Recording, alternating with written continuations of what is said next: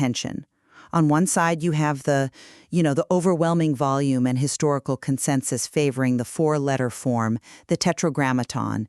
And on the other, there's a specific, high-stakes, functional test that Scripture itself imposes, demanding that the name operate as a verifiable, strong tower. And I welcome this focused exchange.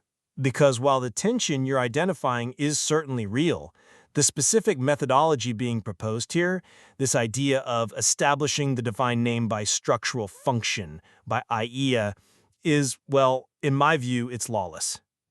I'll be arguing that we absolutely must uphold the necessary linguistic, theological, and historical authority that's vested in the traditionally attested name, rather than replacing it with a preference for numerical structures. Okay, so to begin, we have to clarify the distinction that frames this entire debate. And this is not some superficial grammatical point. Scripture explicitly distinguishes between the possessor, YHWH, and the name of YSW, which we find in Proverbs 18:10. Now, this distinction is juridical, not poetic.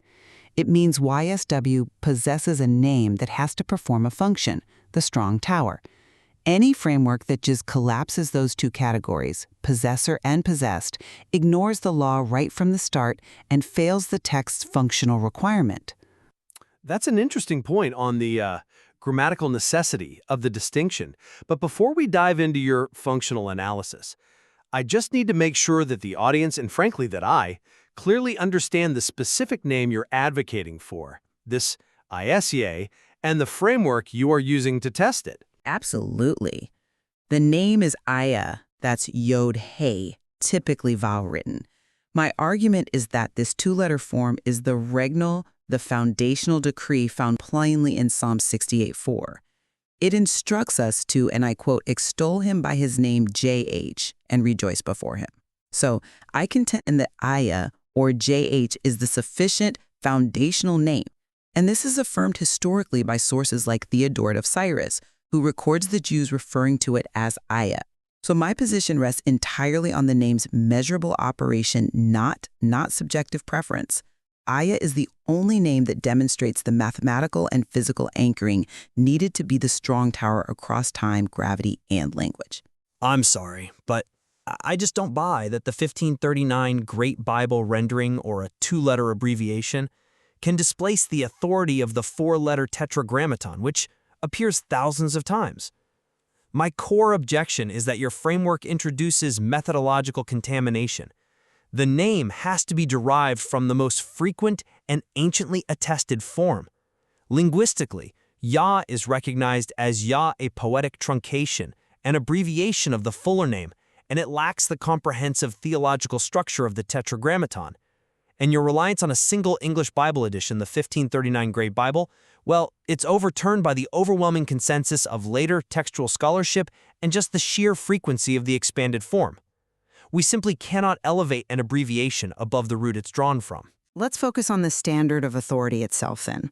Is authority established by frequency or by decree? I have to challenge the notion that IEA is a mere poetic truncation. Psalm 68:4 isn't poetic fluff, it is a juridical act. It's the enthronement of God in Zion, a foundational decree. Enthronement establishes the king's regnal name, i.e., as sufficient and as binding authority. Everything else, and that includes the expanded tetragrammaton, is covenantal elaboration or explanatory narrative, like the revelation in Exodus 3:14, I am who I am. I understand the emphasis on the regnal decree. I do. But surely you have to see the necessary relationship between the two. The revelation in Exodus 3:14 is foundational to the identity of the possessor, YHWH, and the four-letter name represents the entirety of that self-declaration, his relationship, his enduring covenant, his very existence. To unilaterally exclude this deeper, fuller name in favor of a two-letter decree, it seems to disregard massive, substantive portions of scriptural revelation. I would frame it differently. Law flows from the enthronement decree, not from the subsequent covenantal explanation. We're looking for the functional name that holds. If the functional requirement is a strong tower that sustains creation, we must examine the name's architecture. And this brings us right back to what you called methodological contamination. Exactly. Your insistence on this mixing systems approach, it remains fatal to intellectual rigor. You're attempting to cross Hebrew gematria, English ordinal values, and astronomical constants. The cosmos does not dictate grammar. The claim that convergence across disparate systems, for instance Japanese kanji stroke counts and English ordinals, proves some pre-Babel unity is, well, it's speculative theology. Fidelity requires remaining within the bounds of a single, defined linguistic system if we're going to conduct sound textual analysis. That is a compelling argument, but have you considered the ontological implication of the judgment of Babel?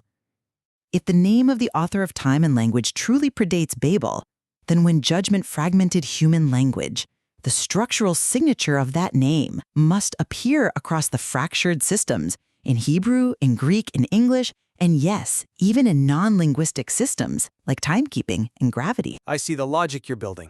The refusal to acknowledge this cross-system convergence is, well, it's essentially defending the perpetuated fragmentation imposed by Babel. You are treating Babel's judgment as the ultimate constraint, rather than a contingent historical event that scattered language. The coherence across these fragmented domains is the very evidence of pre-Babel unity. The name isn't imposed by these systems. It's discovered precisely where interpretation fails and correction is forced by objective reality. I remain skeptical that we need to enlist the help of physics to define a theological constant. Let's move to the test of fidelity. This is paramount in the material. You cited the Philadelphia Commendation in Revelation 3.8, where the church is praised precisely because it does not deny the name. Indeed. And this commendation, it imposes a profound constraint on custody. A church praised for fidelity cannot lawfully alter or replace the very name it is praised for preserving. The city name Philadelphia, in Greek, Philadelphia, structurally contains the letters IA at its suffix. And this is discernible across Greek, Hebrew, and English transliterations. To deny IA is, for Philadelphia, the city of brotherly love, to deny its own custody, its own identity. The name has to be kept where interpretation is impossible, where the law of love is anchored. I come at it from a different way. The Philadelphia